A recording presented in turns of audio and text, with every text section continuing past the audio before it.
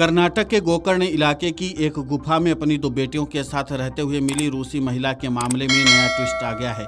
रूसी महिला नीना कुटीना के पति गोल्डस्टीन ने दावा किया है कि वो उसे बिना बताए गोवा छोड़कर चली गई थी। इजरायली निवासी गोल्डस्टीन ने मीडिया को बताया कि नीना कुटीना से उनकी मुलाकात करीब 8 साल पहले गोवा में हुई थी।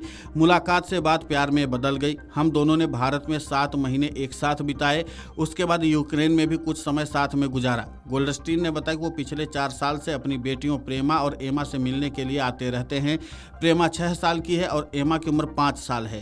गोल्डस्टीन ने खुलासा किया कि कुछ महीने पहले नीना उन्हें बिना बताए गोवा छोड़कर चली गई थी। उसके बाद उसके बारे में कोई भी जानकारी नहीं थी। उन्हें नहीं पता कि वो कहाँ है। उन्होंने बताया कि उन्होंने गुमशुदगी की शिकायत भी दर्ज कराई थी। उन्होंने बताया कि वो हर महीने नीना को अच्छी खासी रकम भेजते रहे हैं।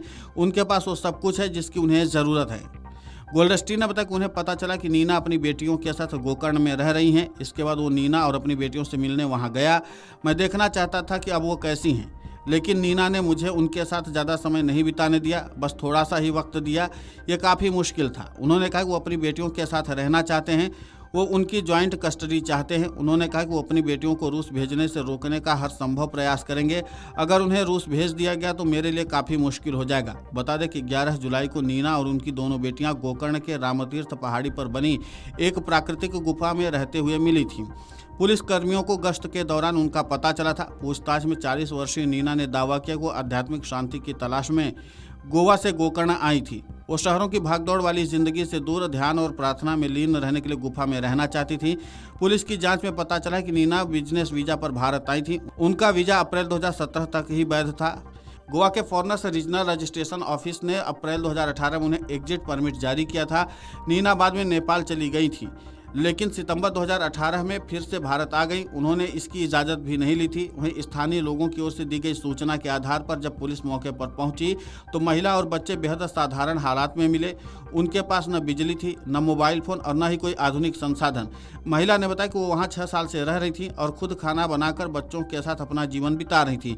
पुलिस को पता चला कि वो एक बिजनेस वीज़ा पर भारत में आई थी और जो अप्रैल 2027 तक वैध था।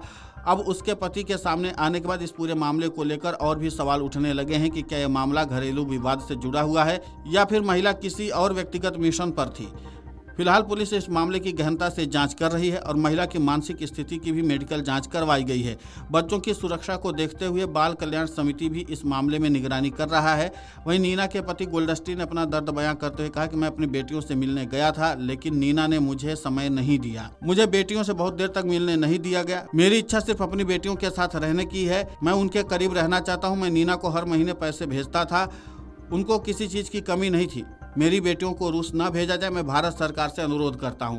अब देखना महत्वपूर्ण होगा कि जिस तरीके से नीना कुटीना के पति ने लगातार एक के बाद एक अपने दावे किए हैं और जिस तरीके से उन्होंने बताया कि उन्होंने हर महीने नीना कुटीना को बाकायदा मोटी रकम भेजी है, तो उसके बाद अब देखना महत्वपूर्ण होगा कि पुलिस इन तमाम आरोपों पर क्या कुछ जांच करती, क्योंकि जाहिर सी बात है कि पुलिस कई एंगल से इस मामले पर जांच करे। सिर्फ घरेलू विवाद के लिहाज से ही पुलिस इस मामले पर जांच नहीं कर रही, बल्कि कई और एंगल से भी पुलिस जांच कर रही है और इस गहन जांच का मकसद एक ही है कि इस बारे में और जानकारी जुटाई जाए। अब देखना महत्वपूर्ण होगा कि जिस तरीके से यहाँ पर प्रशासन अपने तरह से जांच कर रहा है, उसके बाद और क्या कुछ जानकारी निकल कर सामने आती है। अब ये भी देखना होगा कि नीना कुटीना ने जो दावा किया है और उसी के साथ उनके पति गोल्डस्टीन ने जो दावा किया है उसमें कितनी सच्चाई है, और इसी के साथ अब प्रशासन इन लोगों को रूस भेजने की तैयारी में अब तक क्या कुछ किया है, ये भी देखना महत्वपूर्ण होगा। क्योंकि जाहिर सी बात है कि जिस तरीके से अवैध तरीके से नीना कुटीना पिछले 5-6 सालों से भारत में रह रही थी, तो फिर उसके बाद प्रशासन अवैध तरीके से रहने के लिहाज से अब उनको वापस रूस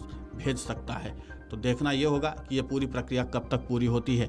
लेकिन नीना कुटीना के पति ने कई हैरान कर देने वाले खुलासे कर दिए हैं।